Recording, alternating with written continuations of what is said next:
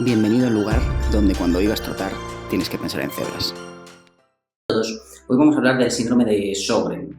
Es una de las formas que hay de pronunciarlo porque la verdad es que es una patología un poquito compleja de pronunciar, realmente sería algo así como Sjögren, pero bueno, para que nos entendamos normalmente aquí se suele llamar Sjögren o Sjögren. En cualquier caso, es una de esas patologías que realmente no es rara ni es tampoco desconocida, pero sí que está muy menospreciada, es decir, se tiende a pensar que no tiene una relevancia clínica importante, ¿no? Es como una patología, que ahora hablaremos de ella, que provoca sequedad oral, bucal, ocular, etc. Y es como que esos síntomas pues se menosprecian mucho, pero es que esta enfermedad, aparte de que esto puede dar mucha sintomatología, mucha comorbilidad y afectar mucho la calidad de vida de las personas que lo padecen, lo cierto es que puede provocar otras muchas manifestaciones que pueden provocar síntomas y manifestaciones mucho más peligrosas incluso para la vida del paciente, con lo cual no hay que menospreciar esta enfermedad y hay que tratarla y conocerla como cualquier otra. Es una enfermedad autoinmune, es decir, que el cuerpo se ataca a sí mismo. En este caso, normalmente es por una infiltración de linfocitos, sobre todo, que es una de las células de defensa, sobre todo en las glándulas exocrinas. Las glándulas exocrinas son las glándulas del organismo que lo que hacen es producir secreciones hacia afuera o hacia dentro del organismo que para el correcto funcionamiento. Por ejemplo, esas secreciones pueden ser la saliva, pueden ser las lágrimas, pero también pueden ser los flujos vaginales, pueden ser flujos que tenemos todos en garganta, en tráquea, etcétera, para el correcto funcionamiento de todos estos síntomas.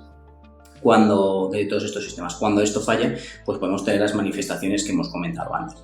Pero no se limita solo a esto, que ya de por sí pues, podría afectar mucho a la calidad de vida de las personas, sino que además puede tener manifestaciones a muchos otros niveles y actuar como una enfermedad autoinmune ya mucho más multisistémica, es decir, puede afectar a articulaciones, a pulmón, a corazón, al final puede actuar prácticamente en cualquier punto del organismo.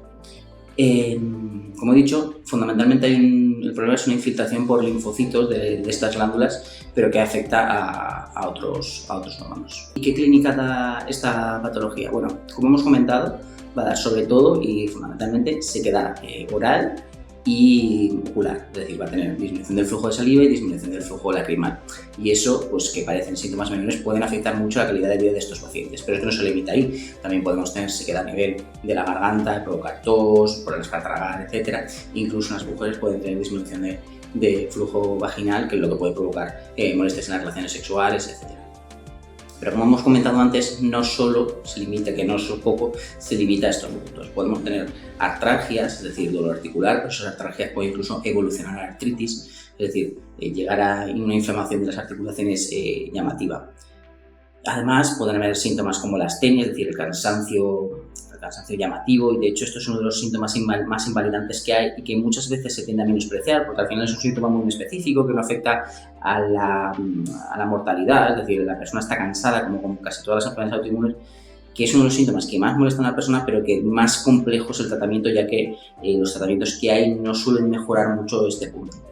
Aparte de esto, pues podemos tener afectación pulmonar, puede incluso aparecer lo que se llama una enfermedad intersticial pulmonar, es decir, una fibrosis de los pulmones por dentro y distintos tipos de afectación, por ejemplo cardíaca, habiendo por ejemplo pericarditis.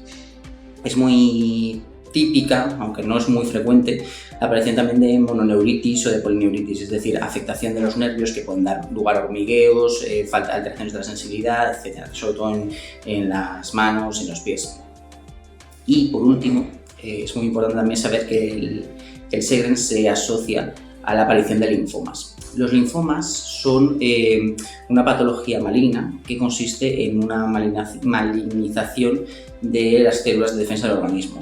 En este caso suelen quedar acantonadas en los ganglios, con lo cual pueden aparecer aumento de los ganglios, pero también pérdida de peso, fiebre, etc.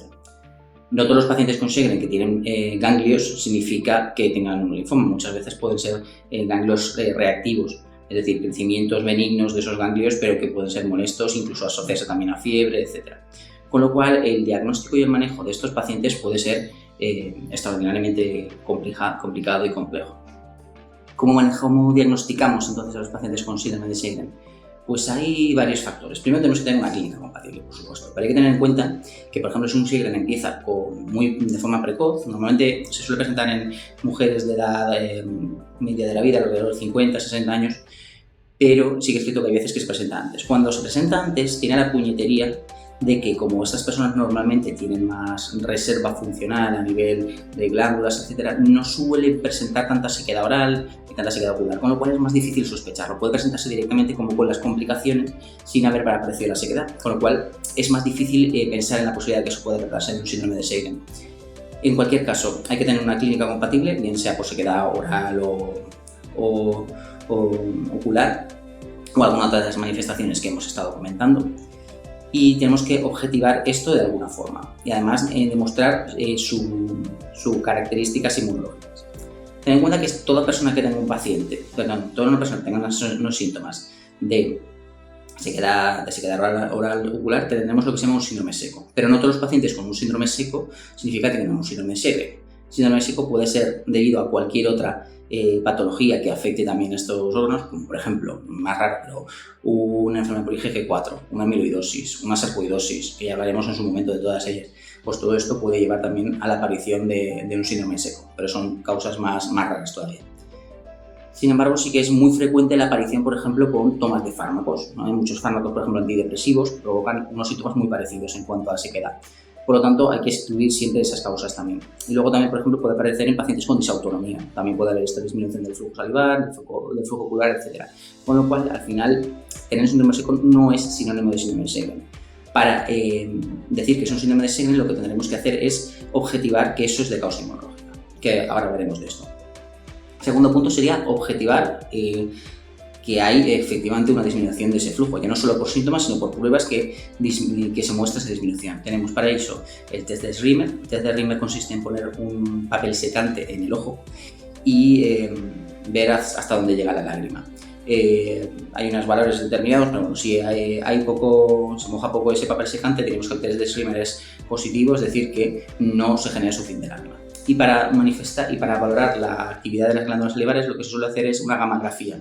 Y ahí se muestra si hay poca captación, normalmente es porque efectivamente hay poca generación de saliva y por lo tanto, o bien por el test de Schreiber o bien por el test de la gammagrafía, ha quedado demostrado que efectivamente esos síntomas que hay del paciente se correlacionan con algún efecto en la práctica que objetiva esa disminución del flujo. Y luego nos quedaría por demostrar el tema de que es una causa inmunológica. Para eso tenemos dos formas, o bien una determinación de anticuerpos o una biopsia.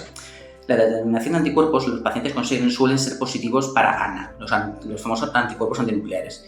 Si alguno de vosotros ha visto alguna vez o le han valorado de eso o ha visto algún familiar que tenga un lupus o algunas otras patologías de este estilo, sabe que estas ANAs suelen ser positivos en las patologías autoinmunes.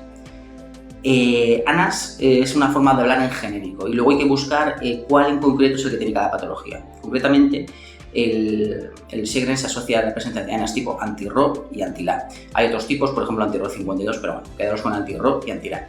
Si aparecen estos títulos a título positivo, normalmente podemos asumir que la causa de todo esto que ha pasado, que está pasando, es de etiología autoinmune. Así que con unos anti-RO positivos o anti-LA positivos en presencia de una clínica compatible y de algo que objetive esa disminución, podríamos tener ya el diagnóstico de síndrome de Sjögren. Pero es que hay veces que los ANAS son negativos, otros son unos títulos muy bajitos, el anti-RO y el anti-LA no acaban de salir compatibles y hay que buscar alguna otra forma de demostrar esto. Sobre todo también porque puede que no sea un Sjögren y sea otra de las patologías que hemos comentado antes. Para hacer eso, lo siguiente sería hacer una biopsia de una glándula salivar y analizar directamente al microscopio. Si tú ahí ves un infiltrado linfocítico, etc., eso es muy compatible con que se trate de un síndrome de Sjögren. Pero hay veces que te lleva sorpresas. Puedes encontrar en esa biopsia, lo que hemos comentado antes, un síndrome de hiper-IgG4, una amiloidosis, una sarcoidosis o cualquier otra patología. Con lo cual, ya sabéis, el diagnóstico consiste en clínica, una prueba que objetive esa clínica se deba realmente a una disminución del flujo ocular o salivar, y una demostración bien bioquímica o bien histológica, es decir, por analítica o por biopsia, de que la causa de todo esto es inmunológica. Y vamos ya al tratamiento. El tratamiento, la verdad es que es muy variado pero a la vez no demasiado efectivo al 100%. Hay, bueno, por supuesto, gente que tenga molestias oculares se puede utilizar gotas de lágrima artificial. Hay fármacos como la pilocarpina, que lo que hace es mejorar el flujo salival, etcétera, pero que tiene muchísimos efectos secundarios, con lo cual, salvo en casos extremos, en general no se suele utilizar. Y luego nos centramos sobre todo en controlar los distintos síntomas que van apareciendo. Estos pacientes, si tienen síntomas como los que hemos comentado, pues no se suele ir más allá del tratamiento inmunosupresor, pero si aparecen síntomas ya más graves, tipo la afectación pulmonar, afectación de artritis, fiebre, afectación cardíaca, etcétera, mononeuritis, podemos pasar por las distintas fases que suelen pasar las enfermedades autoinmunes, que ya sabéis de otros vídeos, que suele ser el uso de corticoides, que sabéis que es el inmunosupresor fundamental, pero que a la vez no lo podemos utilizar mucho a largo plazo porque genera muchos efectos secundarios. Ahorradores de corticoides, como puede ser la cetocnina, metotrexate, incluso micofenonato, dependiendo de las manifestaciones, etcétera. Y una cosa que se está utilizando mucho últimamente para una de las manifestaciones graves del síndrome de Sjögren, bien sea la mononeuritis, afectación pulmonar, etcétera, puede ser el rituximab. El rituximab es un anticuerpo monoclonal que lo que hace es disminuir drásticamente los niveles de linfocitos malos, por así decirlo, y consigue controlar la enfermedad. Pero se reserva para casos bastante graves, dado que normalmente también tiene sus efectos.